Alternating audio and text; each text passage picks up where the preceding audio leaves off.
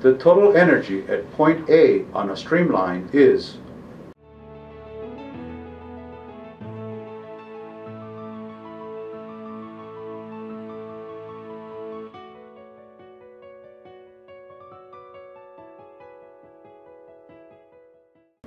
the total energy at a channel section is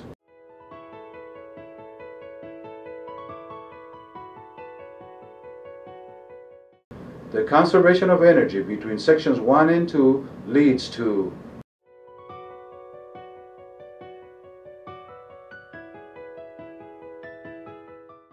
in which H sub F is the energy head loss. The energy slope is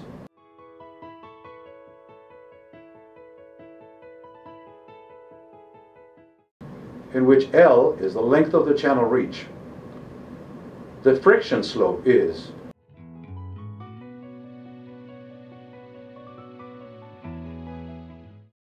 in which H sub F prime is the head loss computed based on the momentum principle. Under steady flow, the friction slope is equal to the energy slope.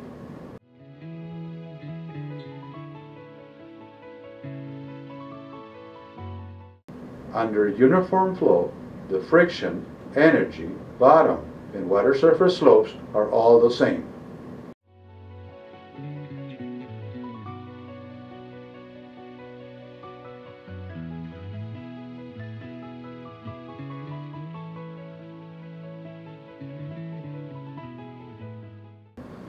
The concept of specific energy is useful in certain applications of open channel flow.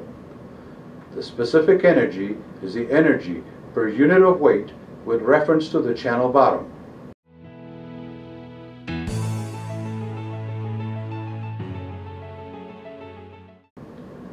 For a hydraulically wide channel of mild slope, alpha is equal to 1 and cosine theta is equal to 1. Then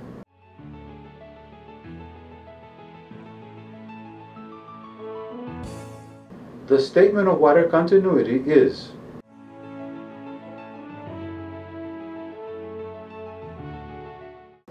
therefore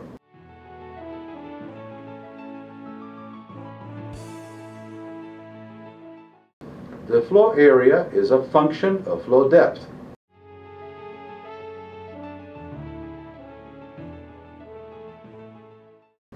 Therefore,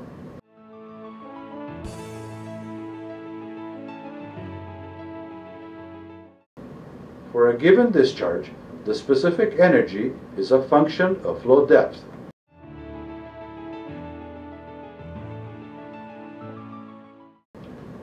This figure shows the specific energy curve, with discharge as a curve parameter.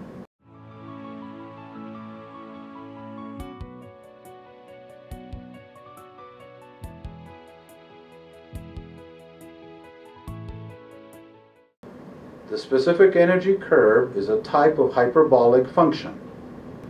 Two values of flow depth correspond to a given value of specific energy. One flow depth is small and the other is large.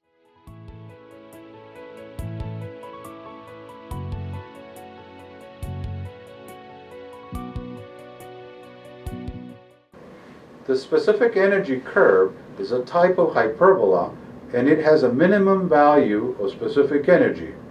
This minimum value corresponds with critical flow. The flow depth for critical flow is a critical flow depth.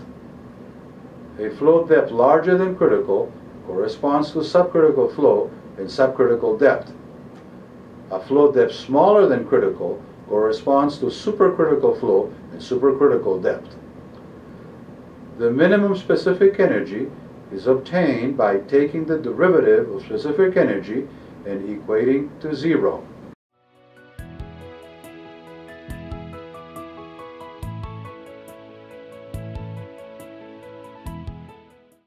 The differential change in flow area is equal to the top width times the differential change in flow depth.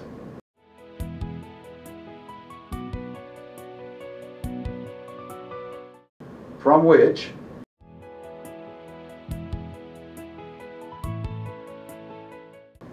therefore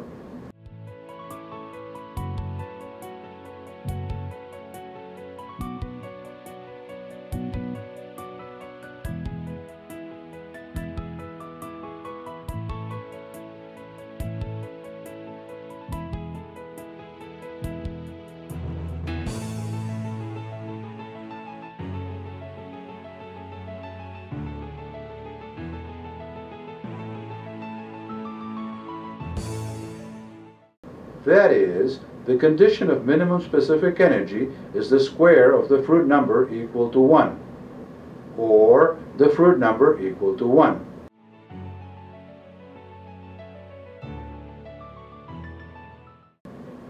Also, at critical state, the velocity head is equal to half of the hydraulic depth.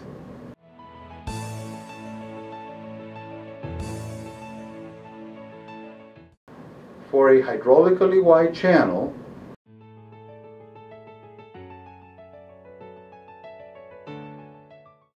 the statement of water continuity for critical flow in a hydraulically wide channel is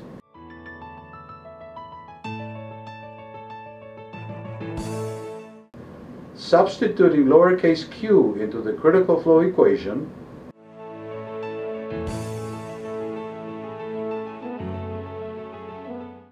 and solving for critical depth,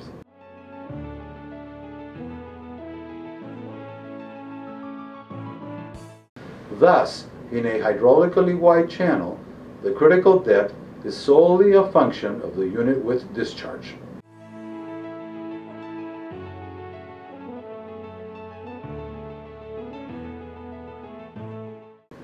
Changes in the state of flow from subcritical to supercritical and vice versa can occur in open channel flow. Typically, these changes occur within a relatively short distance and the flow is rapidly varied. They are referred to as local phenomena. The hydraulic jump and the hydraulic drop are local phenomena. In a hydraulic jump, the flow changes from supercritical to subcritical flow. A hydraulic jump occurs when downstream flow conditions force the flow to change from supercritical upstream to subcritical downstream.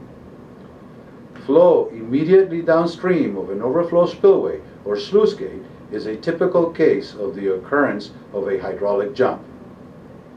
The jump occurs with a loss of energy. The specific energy upstream of the jump is always greater than the specific energy downstream.